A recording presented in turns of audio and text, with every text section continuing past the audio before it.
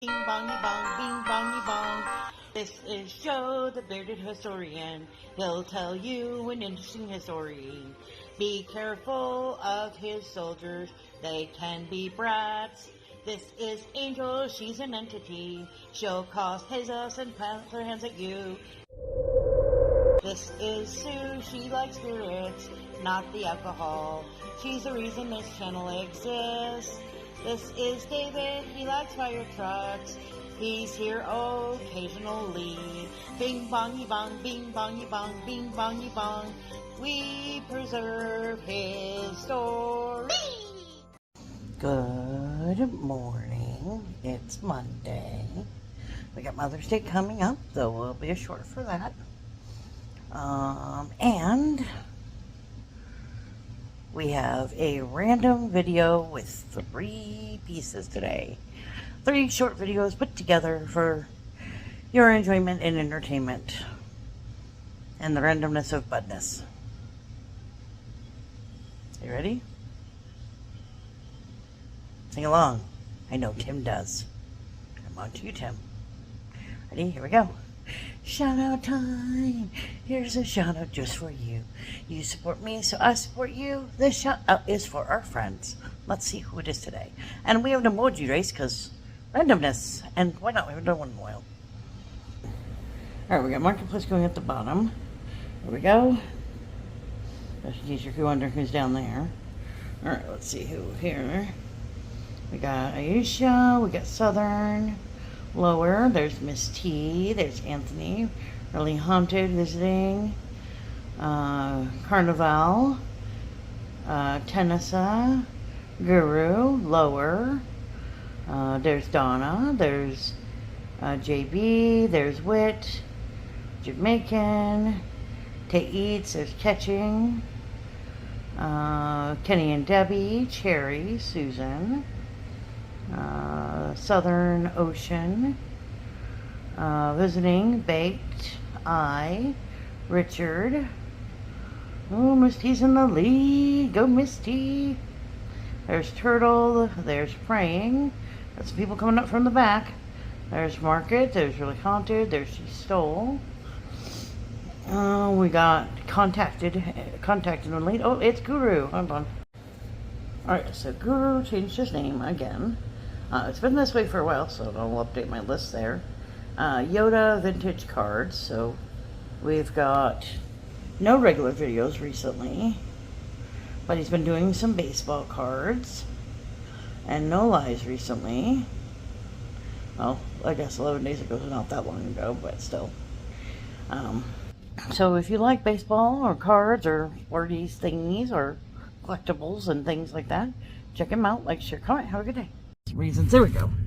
Okay. Well, ladies and gentlemen, we are in the mighty metropolis of Provo, South Dakota.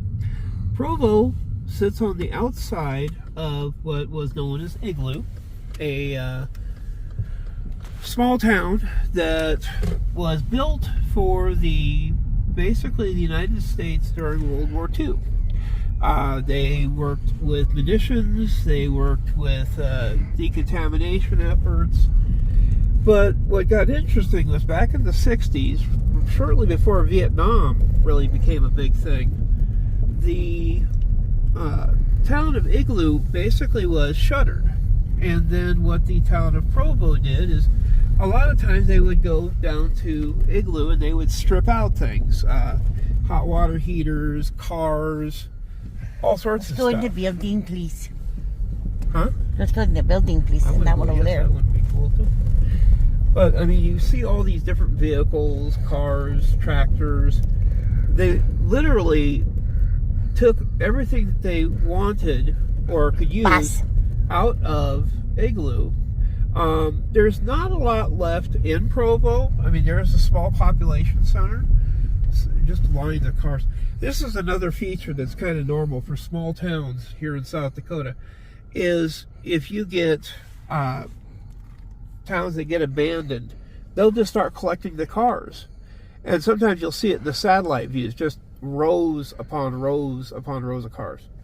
Over here was one of the early features that we saw one time when we came out here. There's even some along there too. Farming equipment. There's a basement there for a house. There's a red building there. Might have been the volunteer fire department at one time. Oh boy. All these tires. This is the most interesting part because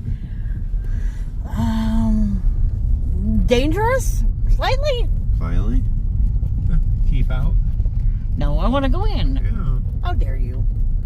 Oh, trailer. Refrigerators. Look at all these hot water heaters, though. Want a hot water heater, anybody? Look at them all. Stoves. Refrigerator, stoves, Lots wash of stoves, machine. washing machines, dishwashers. And so they took all these items of equipment out, and now they're sitting around rusting. I've heard some people, what they'll do is, if a person's looking for There's something, air conditioners. there's a coolant ice station. I like the station there. Yeah. But what they would do is, if say somebody needs a bumper off a 63, these guys will go out and see if they've got something like that, and then they can turn around and ship it out. A pile of bikes. Yeah, lots of bikes, lots of walkers. But I mean, it's amazing just to look at all the different stuff that's here. Don't want to come in the summer. There's some of this is wasp bill.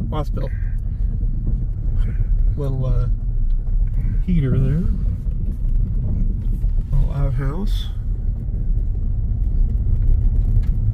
And then we'll go through the mighty downtown sector here. But yeah, no, at one time, Igloo was about 7,000 people. And out here, Provo was a decent sized town too. They called it Igloo because that's kind of what it resembled with all the concrete bunkers and stuff. Here's where their post office was. You can still get mail right there. A couple older buildings here and there. Oh, there's a deer. Hello, dear. There's one sitting behind the fencing over there too. Hi guys. Hello. One right underneath the RV and one beside the RV. There's two more right there. 4 deer. That might have been the post office at one time, or down here. Well, it's definitely a store of some sort, I think. Yeah. You can almost read the marquee up on top. I think it's a general store. It looks like it. Yeah. Well, it definitely looks like it's a store. And look at all these concrete wedges here. Probably a fence line at one time. Could be.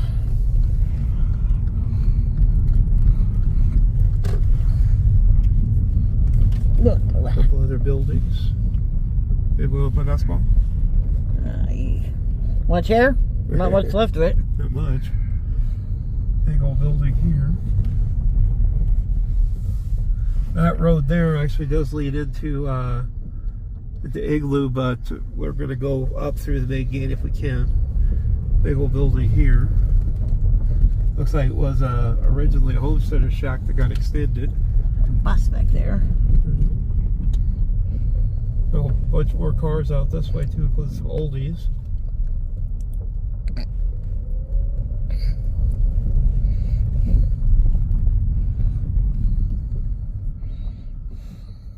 It's hard to imagine, but somebody might live in that one. Yeah.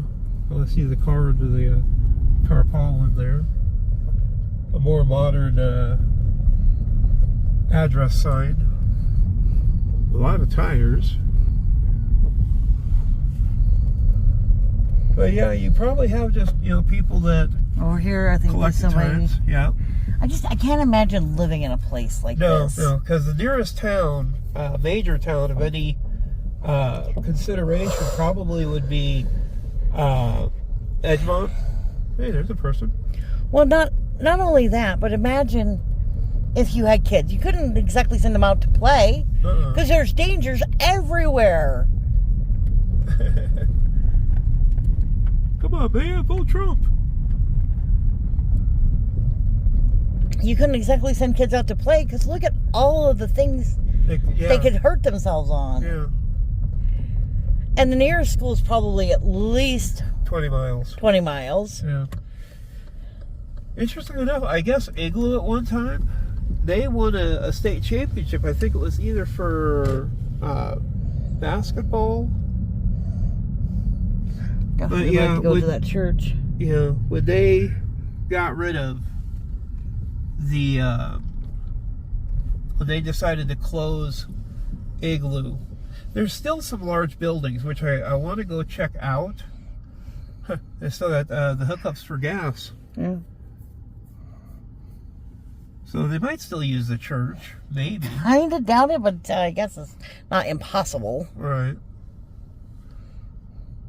Not sure what the pump there is for. I have no idea. Anybody know what that's for? Leave it in the comments. Yeah. Because I have no idea what that's for. This is an old gas station, pump station or something. Maybe, but if it is, I've never seen one like it.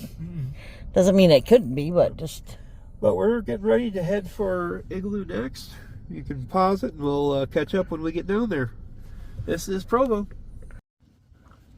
Okay, just a quick in-between videos 1 and 2 to say the buds are now adventuring into kitchen. Be prepared. We don't have a lot of experience in there. But hopefully you'll enjoy our adventures in that area as well. Because I promised that we would show you our cooking skills. Not that we have any. We got new pots. We're going to attempt to cook. Hide your eyes. This dish requires Spam, which Joe will cut it for us. Say hi to the camera. Hi, camera. He's going to cut this. Why are we cutting this? To dice it up for the Spam dish. Does it have a name? I couldn't remember. I think we call it college broke food. I don't think that's a name, but I'll go with it. College broke food. Any college student will make this, and it'll feed them for at least a week. Or us for a couple of days, maybe. Right. Because we're making a small dish, because we only small part. Because you can either have it on a plate, or you can roll it up in a burrito shell. It's a multi-purpose meal, and it's delicious. I figure this gives us an extra video. Plus, we've been promising them cooking videos, and well, now we can actually do a cooking video. Exactly. And this is a dish probably most of them have never heard of. Exactly. So, yeah, by all means, good food. Now, generally, I like a deeper pan, but we're going to try it with this one because, well, we've got this one. And it's deeper than most of our pans, so cross your fingers and hope we don't make a mess. All right, another item we need is hash browns, which are going to start to cook. I filled it about half full because I need to have room to stir it. And I have the oven on half because Miss Carol, Joe's mom, said low temperatures are best. I pushed the wrong button. Explain this logic to them, Mr. Bud. I'm slicing it this way, and then I'm going to do it this way. And so when I dump it out, I just have to do one more chop. And we're leaving it in the can because... So the pieces don't go everywhere. I think you're doing it the hard way. This was the same way I did it the last time we did this dish. I've never done it that way. Oh, here.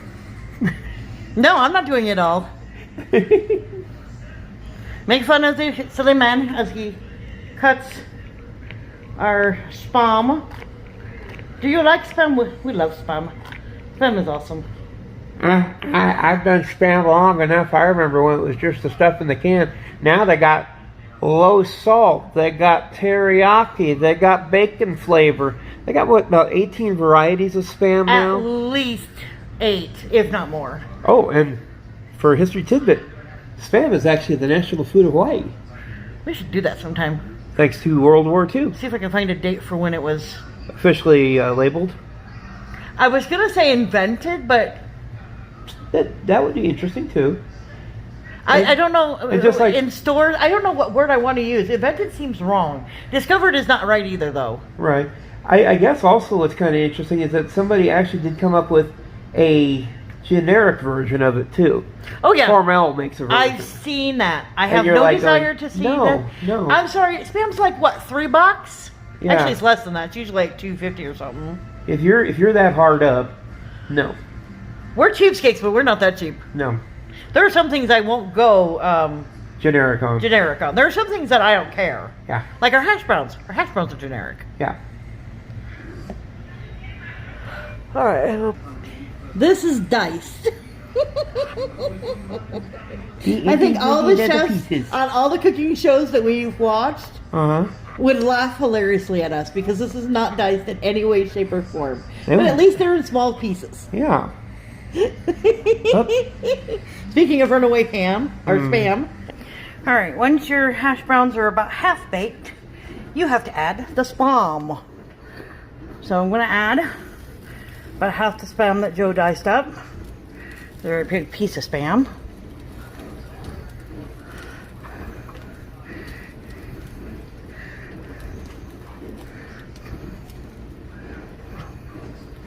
All right. Then we're going to cook this comparison until the hash brown, or until the spam is about done. All right, next we have to add cheese. Your choice, we've got Fiesta blend today. How much cheese, you ask? I don't know. I did a couple handfuls. It's really up to you. And the last ingredient is eggs. How many eggs you ask? It will depend on the size of your dish. I'm using 2. Hopefully it's enough. Then you gotta stir it. Try to get all the hash browns covered with egg and cheese.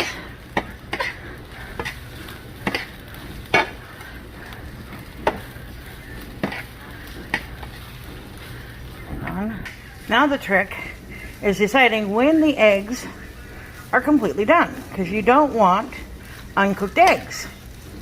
So this is the tricky part.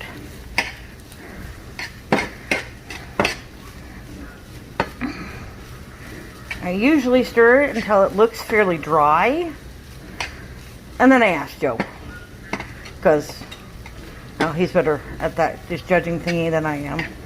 So we're going to ask Mr. Joe, come take a look and see if he thinks that our mess is done. Break number 2. This is just to tell you we have reached 1,900 of you crazy beans. And I will be working on our shout out video, which will probably be posted next week, I hope, depending upon time. It will probably be a 2-parter, breaking in the middle. So look forward to that, because that is coming up. And have a good week. Enjoy the video. Tiny church in South Dakota. Oops.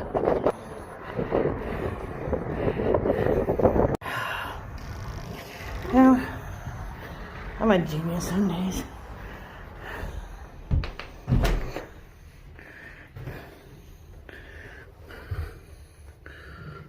Wow. Are you ready for informational about this? Sure.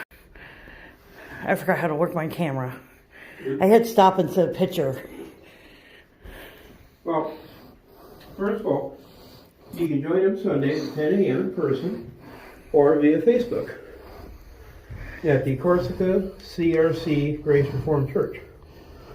They worship at Corsica's main street at the facilities 2 blocks north of Grace during alternating months that go where the cars are. But it says, welcome to the South Dakota I-90 Chapels, owned and sponsored by the Joint Church family at the Corsica Christian Reformed and Grace Reformed Churches of Corsica. The cozy city of Corsica is located 20 miles south of I-90 on exit 310. Located in both the westbound and eastbound rest areas, between 296 and 310 on I-90, the chapels welcome weary travelers to stop, rest, and meditate on the love and grace of Jesus Christ. The doors are always open. Through the years have embraced both rejoicing and sorrowing of a traveler. They originated in 1963 as just one chapel, located on the old Highway 16, a few miles east of Plankington, the vision of the Congregation of Christian Reformed Church of Corsica. This first chapel was approved by the Highway Department and then was host to over 30,000 travelers in the first year. As well as the first of many wedding ceremonies. Ooh. You could avoid, like, four people? Maybe. You might get 6 if they're small. Yeah. No, you might get 8 if they're small. Put a couple in the corners, maybe. Standing room only. Yeah. Despite the challenges of regular maintenance and the repairing damage done by vandals, the chapels thrived on the donations left by travelers and carefully managed by the church. Once I-90 was opened, the South Dakota Highway Department was asked the chapel be moved to the northwest area, agreeing to fence it in and install a gate and sidewalk to the chapel. The sidewalk was moved in 1966, and a second chapel was constructed to grace the southwest area. I don't remember seeing one in the south. Yeah, though South Dakota state leadership has always strongly favored the placement of chapels, contention and opposition to the chapels from the Bureau of Public Roads and American Civil Liberties Union in the 1970s brought the chapel statewide and even national attention and support. In 72, 1/10 of an acre adjacent to the rest area was purchased privately by the church to house each chapel, thereby avoiding further legal issues. As visitors from all 50 states and countries, including Norway, Sweden, England, Germany, France, Holland, Russia, South Africa, Australia, Wow. Japan, and China have stopped at the chapels and left notes of encouragement and shared faith moments, wear and tear on the chapels became increasingly apparent. Donations were first used in 2012 and then again in 2017 to build and place new chapels on the plots of the rest areas, first on the south and then in the north. The prayer of the host churches is that these wayside chapels might continue to welcome weary travelers for years to come. I remember one on the other side. I wonder if it got taken down or something. Maybe. But always take a peek and see if we see it on the way that way. That was exit 296. Cause I don't know what that means. I thought it was just on the other side of this one. Yeah. Well, this would have been from the 310. So Oh. yeah, when you see the next rest area, look alongside it and see if you see it. Because I figured it would just be on the other side of the road of this one, but maybe it's. You're saying it's maybe further down. Yeah. Got you. I don't remember seeing it on the map. I like the kids' Bibles that they have. Yeah, they got kids' Bibles and a couple of random Bibles. Oh, they're cool. And flyers. Things in Spanish. Quietingas. Some cosas. Interesting. Thank you for visiting. You're welcome.